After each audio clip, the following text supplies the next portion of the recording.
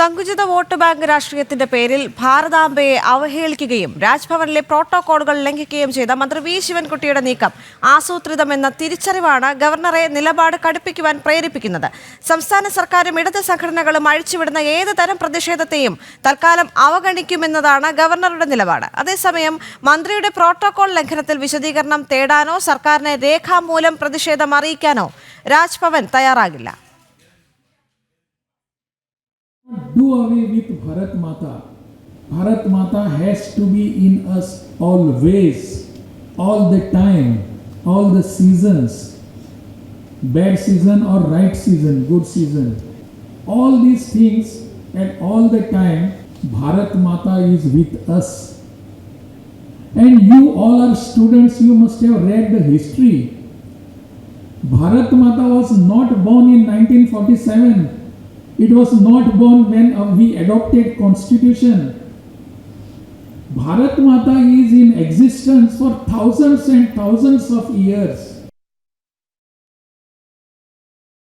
ഡൽഹിയിൽ നിന്ന് ശ്രീകാന്തും തിരുവനന്തപുരത്ത് നിന്ന് പ്രജിത് മോഹനനും ചേരുകയാണ്. ആദ്യം പ്രജിത്തിലേക്ക്. പ്രജിത്ത്, ഇവിടെ മന്ത്രി ബഹിഷ്കരിച്ചിരിക്കുന്ന രാജ്ഭവൻ പരിപാടി എന്ന് പറയുന്നതിൽ ഏക കാരണമെന്ന് പറയുന്നത് ഭാരതാംബയുടെ ചിത്രം വച്ചു എന്നതുകൊണ്ടാണ്. പക്ഷേ ഇതൊരു പ്രോട്ടോകോൾ ലംഘനത്തിന്റെ ഭാഗമാണ് എന്ന് രാജ്ഭവൻ പറയുന്നുണ്ടെങ്കിലും രേഖാമൂലം പ്രതിഷേധം എവിടെയും അറിയിച്ചിട്ടില്ല, അല്ലേ?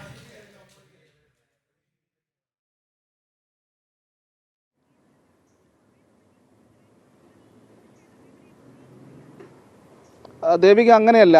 ഇത് പ്രോട്ടോകോൾ ലംഘനം ഉണ്ടായി എന്നുള്ള കാര്യം കൃത്യമായി രാജ്ഭവൻ ഒരു വാർത്താക്കുറിപ്പ് പുറത്തിറക്കിയിരുന്നു. സർക്കാരിനെ ഏതെങ്കിലും രീതിയിൽ രേഖാപരമായ ഒരു പ്രതിഷേധം അറിയിക്കുന്ന ഒരു നടപടിക്രമം ഇനി ഉണ്ടാകില്ല എന്നുള്ളതാണ്.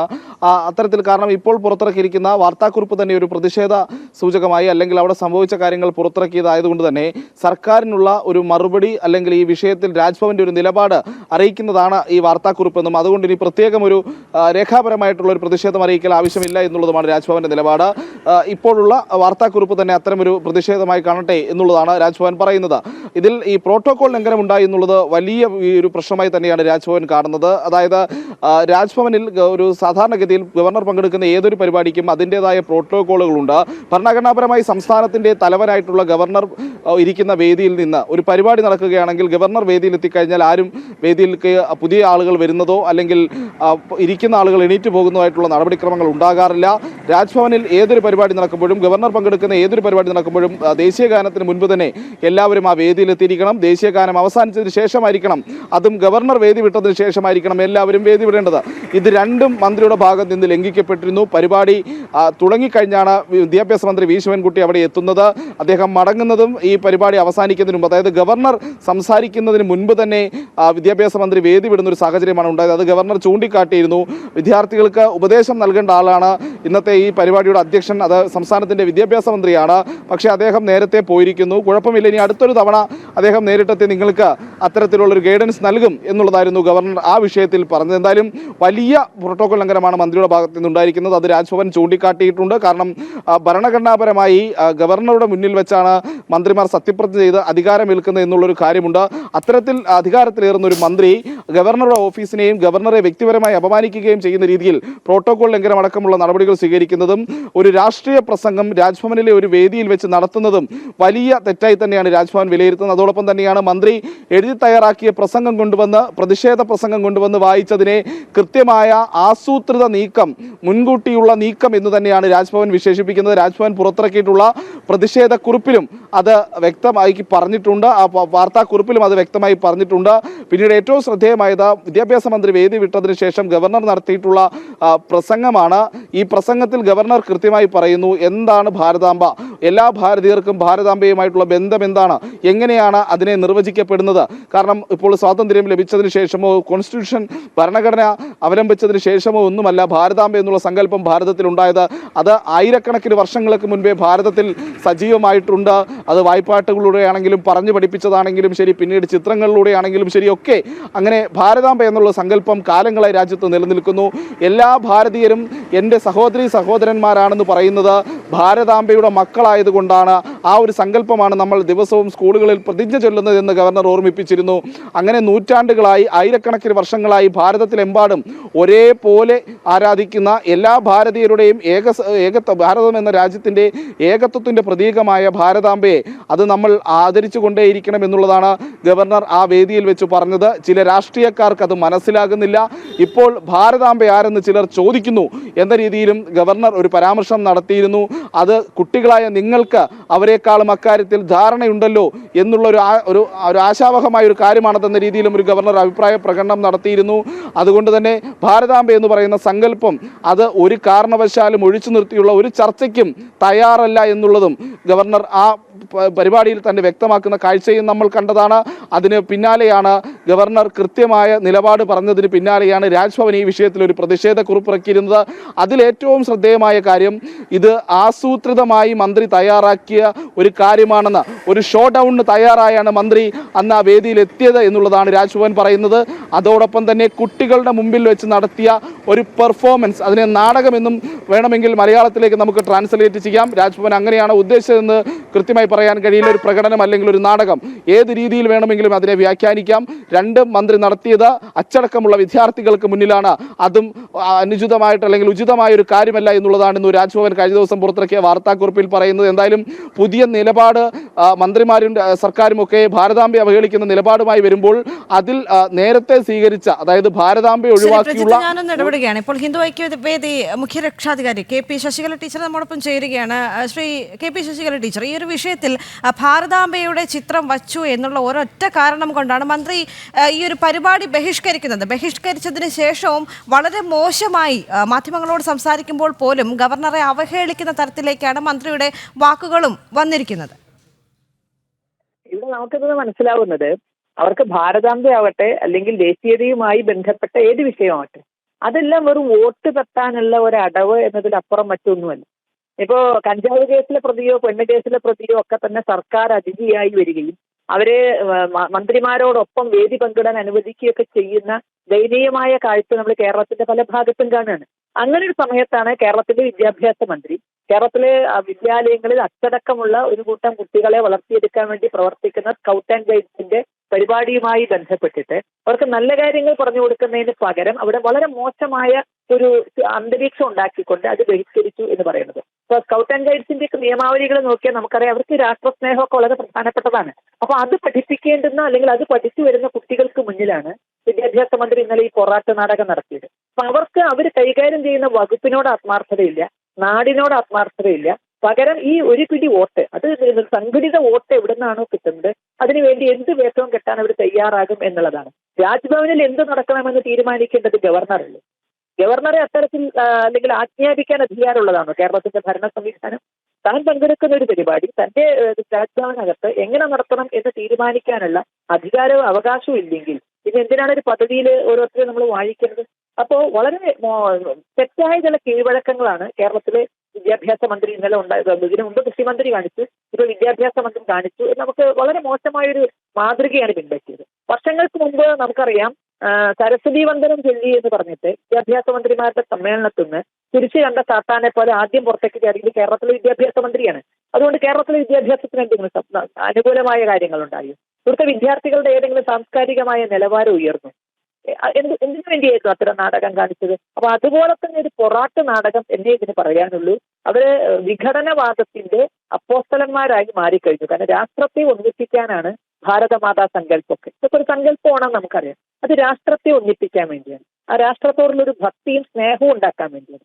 നമ്മുടെ സ്വാതന്ത്ര്യ സമര സമയത്ത് ഒരുപക്ഷെ നേതാക്കൾക്ക് പലതും കിട്ടാനുണ്ടാകാം. അവർക്ക് രാജ്യത്തിന് സ്വാതന്ത്ര്യം കിട്ടിയാൽ പ്രധാനമന്ത്രിയാകാം, മന്ത്രിയാകാം, പല പദവിയിലിരിക്കാം. പക്ഷെ ഇതൊന്നും ആഗ്രഹിക്കാനില്ലാത്ത ജനലക്ഷങ്ങൾ ആ സ്വാതന്ത്ര്യ സമരത്തിൽ ചേർന്നത് ഈ ഭാരതമാത എന്ന വികാരം ഉള്ളത് കൊണ്ട് തന്നെ. ഭാരത് മാതാ കി ജയ് എന്നും വന്ദേ മാതരം എന്നൊക്കെ ആർത്ത് വിളിക്കുമ്പോൾ അവനിൽ ഉണ്ടാകുന്ന ഒരു വൈബ്രേഷനാണ് എന്ത് നഷ്ടം സംഭവിച്ചുകൊണ്ടും അവരിലേക്ക് ഇറങ്ങാൻ പറ്റാതെ അവൻ നാളെ മന്ത്രിയാകുന്നോ നേതാവാകുമെന്നോ ഒന്നും അവർക്ക് പ്രതീക്ഷിക്കാനുണ്ടാകുന്നില്ല. അപ്പൊ ആ നേതാക്കൾ ഒഴികെയുള്ള ഇപ്പൊ ഇത് നേതാക്കളുടെ മനസ്സാണ് ഇപ്പൊ ഈ കാണിക്കുന്നത്. നേതാക്കൾ ഒഴിച്ചുള്ള ജനസാമാന്യം സ്വാതന്ത്ര്യ സമരത്തിൽ ഇറങ്ങിയത് ഇത്തരം ചില ബിംബങ്ങൾ ഉള്ളത് കൊണ്ടാണ്. അപ്പൊ ആ ബിംബങ്ങളെ നശിപ്പിക്കുക എന്ന് പറഞ്ഞാൽ അത് രാഷ്ട്രത്തെ നശിപ്പിക്കുന്ന, രാഷ്ട്രത്തിന്റെ അഖണ്ഡതയെ ചോദ്യം ചെയ്യുന്ന വിധത്തിലാണ് അതൊരു വിദ്യാഭ്യാസ മന്ത്രിയുടെ നിന്നുണ്ടായത്.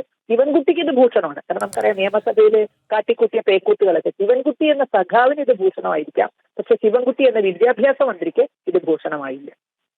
ശരി, വളരെയധികം നന്ദി. ഒരു മണിക്കൂറിൽ നമ്മോടൊപ്പം ചേർന്നതിന്. ഡൽഹിയിൽ നിന്ന് ശ്രീകാന്ത് കൂടി ചേരുകയാണ്. ശ്രീകാന്ത്, കഴിഞ്ഞ ദിവസം മന്ത്രി പ്രതികരിച്ചത് ഇങ്ങനെയാണ്, തനിക്ക് കഴിയുമായിരുന്നെങ്കിൽ ആ കുട്ടികളെ കൂടി വിളിച്ചിറക്കി കൊണ്ടുവരുമായിരുന്നു എന്നാണ്. കാരണം അത്രത്തോളം മന്ത്രി പറയുന്നത് പ്രധാനമന്ത്രിയുടെ പടം വെച്ചാലും ഇതിനേക്കാളും ഭേദമായിരുന്നു എന്നൊക്കെ പറയുമ്പോൾ നമുക്കറിയാം ഭാരതമാതാവ് എന്ന ഒരു സങ്കല്പത്തെ അടച്ച് ആക്ഷേപിക്കുന്ന ഒരു തരത്തിലേക്കാണ് മന്ത്രിയുടെ പ്രതികരണം വന്നിരിക്കുന്നത്.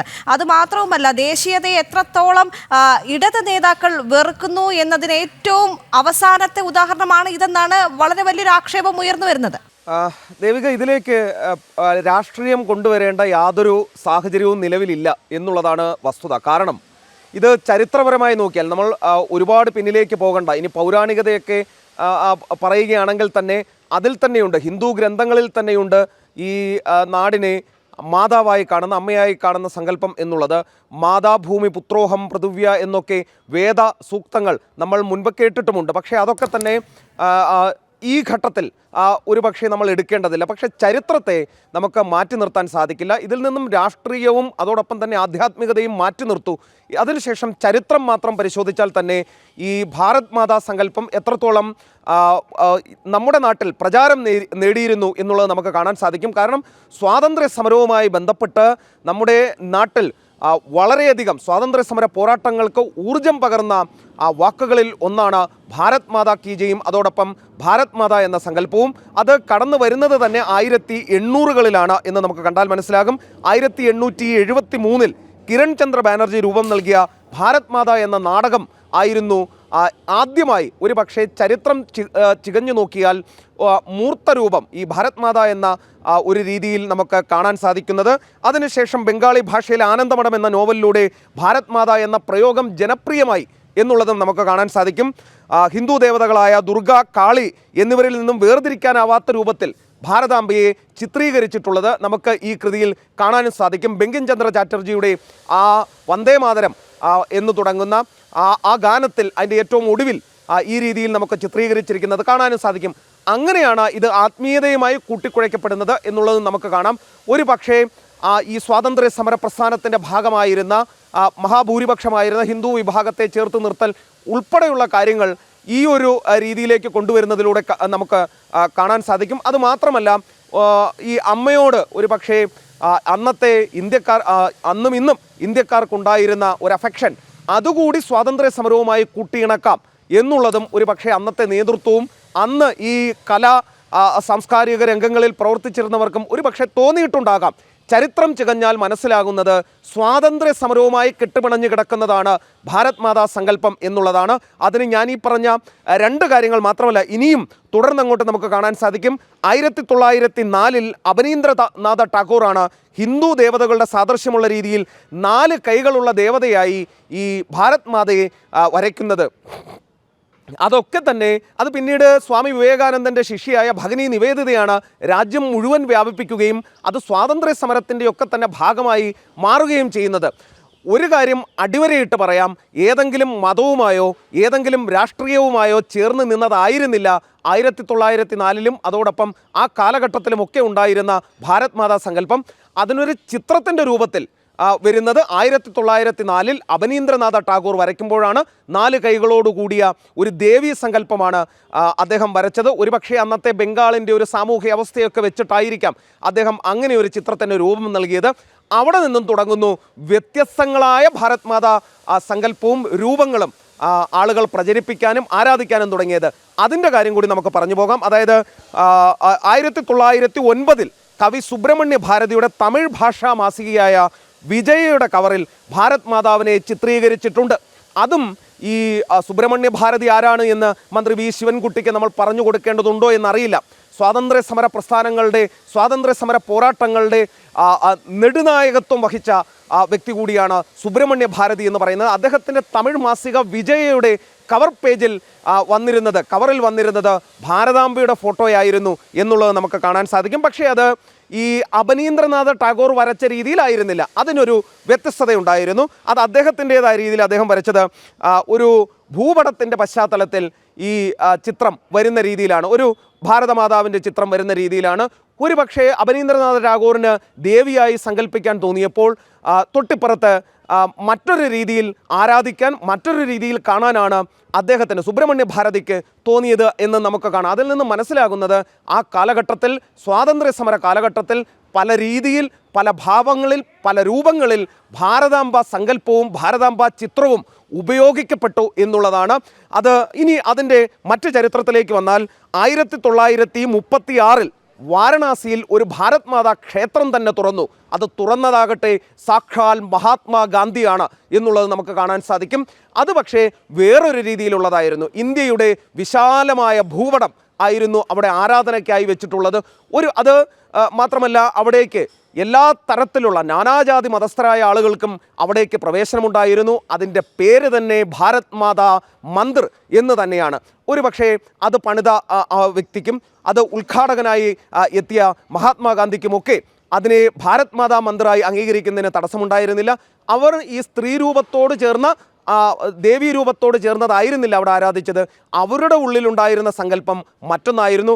അതവർ ആ രീതിയിലും ആദരിക്കുകയും ബഹുമാനിക്കുകയും ആരാധിക്കുകയും ചെയ്തു. അതും സ്വാതന്ത്ര്യ സമര പ്രസ്ഥാനങ്ങൾക്ക് വലിയ തോതിൽ വീര്യം നൽകുകയാണ് ഉണ്ടായത്. ഇനി മറ്റൊന്ന്, 1920കളിൽ ഭാരതമാതാ സങ്കല്പത്തിന് രാഷ്ട്രീയ മുഖം കൂടി കൈവന്നു എന്ന് നമുക്ക് കാണാൻ സാധിക്കും. മഹാത്മാഗാന്ധിയുടെയും ഭഗത് സിംഗിൻ്റെയും ചിത്രങ്ങൾക്കൊപ്പം ഈ ഭാരതാംബയുടെ ചിത്രങ്ങളും പ്രചരിപ്പിക്കപ്പെട്ടത് നമ്മൾ കാണുകയുണ്ടായി. ആ ചിത്രങ്ങൾ ഒരു പക്ഷേ ആർക്കൈവ്സുകളിൽ തിരഞ്ഞാൽ നമുക്കിപ്പോഴും കാണുകയും ചെയ്യാം.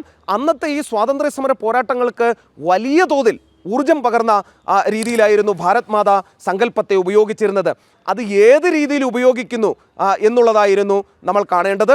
അത് ഓരോ ആളുകളും അവർക്കിഷ്ടപ്പെട്ട രീതിയിൽ, പല ഭാവങ്ങളിൽ വ്യാഖ്യാനിച്ചു എന്ന് നമുക്ക് കാണാം. ഈ രീതിയിൽ ഭാരത് മാതാ സങ്കല്പവും ഭാരത് മാതാ രൂപവും ഭാരത് മാതാ ചിത്രങ്ങളുമൊക്കെ പ്രചരിപ്പിക്കപ്പെട്ടതിന് ശേഷം 1925 ഈ മന്ത്രി പറഞ്ഞ രീതിയിൽ RSS രൂപീകരിക്കപ്പെടുന്നത് എന്നോർക്കണം.